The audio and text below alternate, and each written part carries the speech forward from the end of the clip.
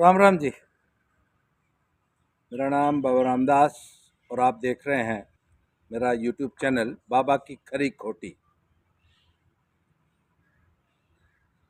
आज से करीब 20 से ज़्यादा साल हो गए।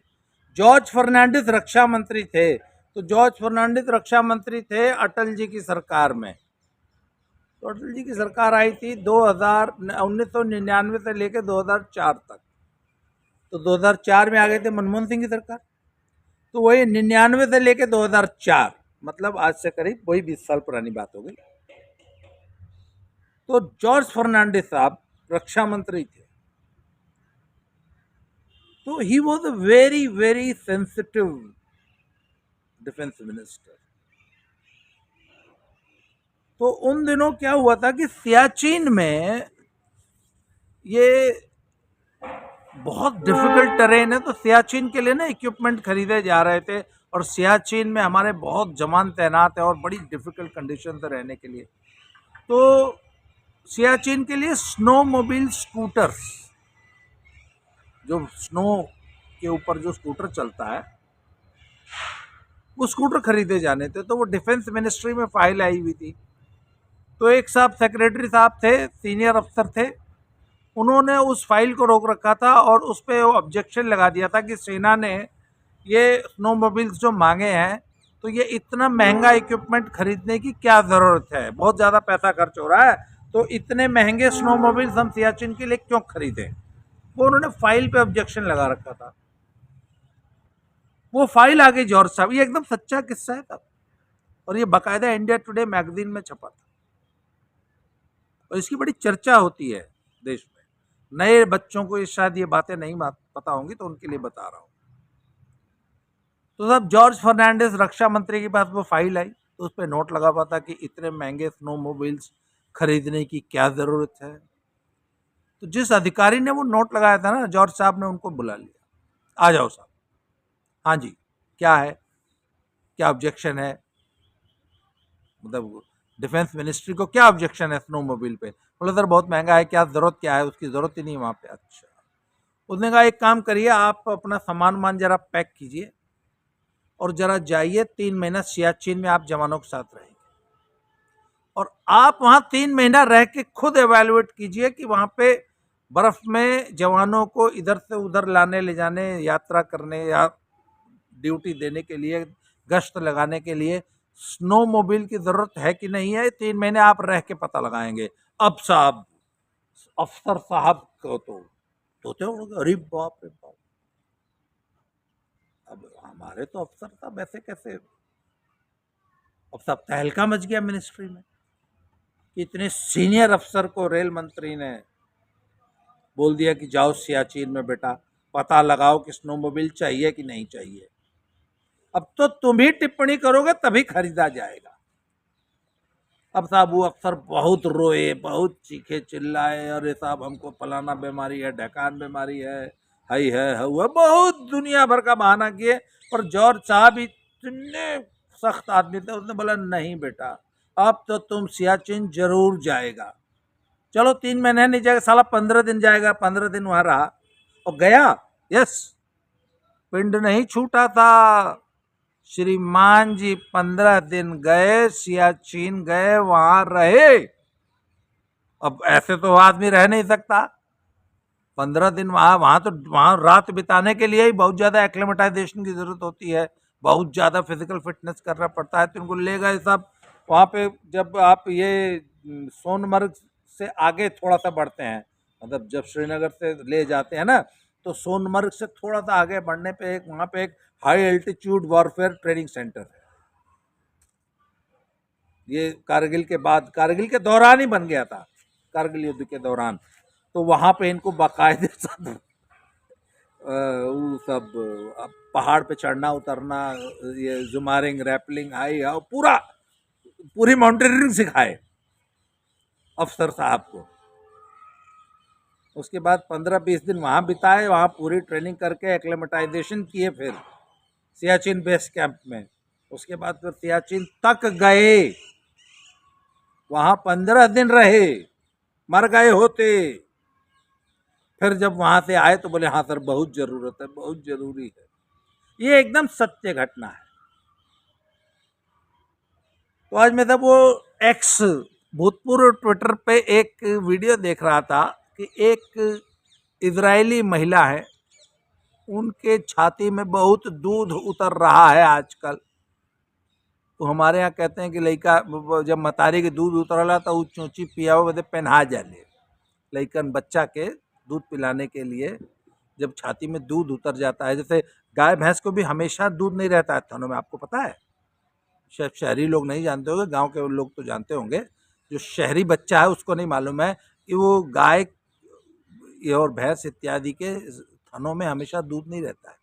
जब बच्चा उसको मुंह लगाता है तो उसके अंदर मातृत्व की बड़ी प्रबल भावना पैदा होती है, अपने बच्चे को देख के, उसको सहला के, उसको चाट के। और जब बच्चा दूध पीना शुरू करता है तब थनों में दूध उतरता है।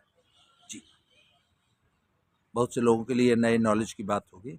तो हमारे यहाँ उत्तर प्रदेश में भोजपुरी में कहते हैं उसको पहना जाना है, जल्दी लिया भैंस पहना के लिया। क्योंकि जब थनों में दूध नहीं होता तो बड़े पिलपिले से होते हैं, पर जब दूध उतर आता है तो एकदम लाल हो जाते हैं, सख्त हो जाते हैं। फिर जब दूध दूह लिया जाता है तो वापस पिलपिले हो जाते हैं। तो मान लीजिए आपने बच्चा छोड़ा, तो बच्चा जब थोड़ा बहुत दूध पीता है तो मातृत्व की भावना जब प्रबल होती है तो मातृत्व के भाव के कारण थनों में दूध उतर आता है। थनों को जरा संस्कृत भाषा में स्तन बोल देते हैं। स्तनों में दूध उतर आता है, छातियों में। तो उसको जब थनों में दूध उतर जाता है और अगर उस वक्त दूध न दुहा जाए तो थन परपराने लगते हैं, मतलब कष्ट होता है पशु को। इसलिए जो समझदार लोग होते हैं, जैसे अब मान लो अब बच्चा छोड़ दिया, बाल्टी में पानी लेके आ रहा है थन धोने के लिए, तो अरे जल्दी लिया भैया पहना के लिए। तो एक मैडम जी थी, वो इजराइल में रहती थी और वो पहना गई थी। उनकी छातियों में दूध उतर आया था इजराइल, फिलिस्तीन और हमास के लिए।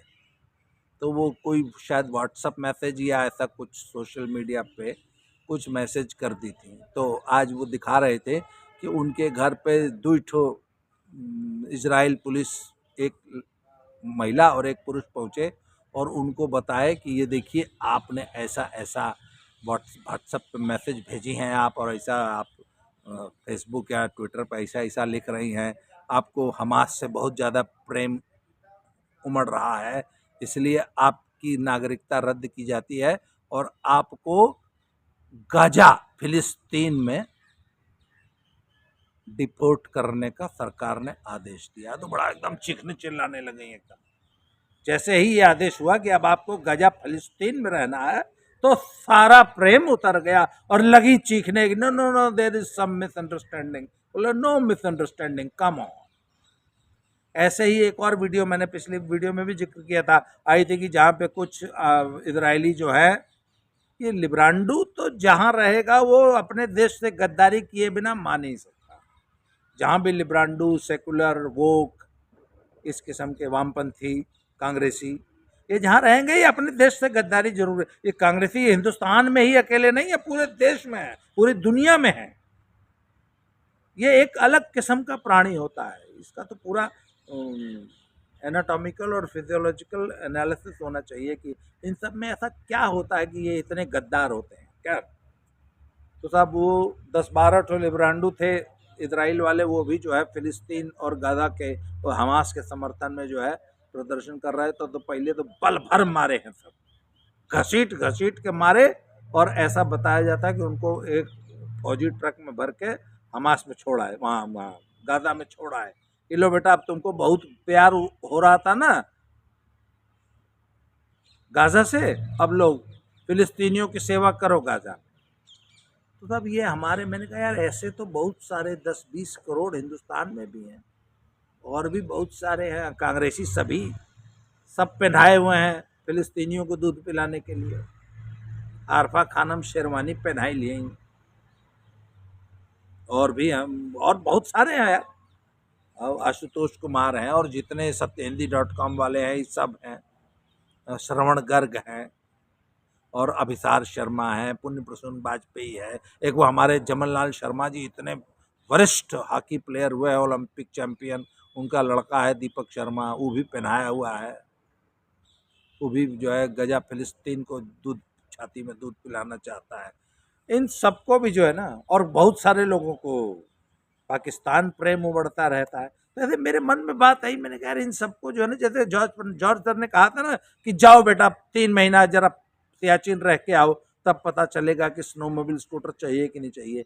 ये जिसको जिसको पाकिस्तान और गजा फिलिस्तीन का प्रेम उमड़ा है, सबको 3-3 महीना के लिए बोला चलो 3 महीना रहो बेटा पाकिस्तान, चलो 3 महीना रहो बेटा फिलिस्तीन, चलो 3 महीना रहो गजा हमास,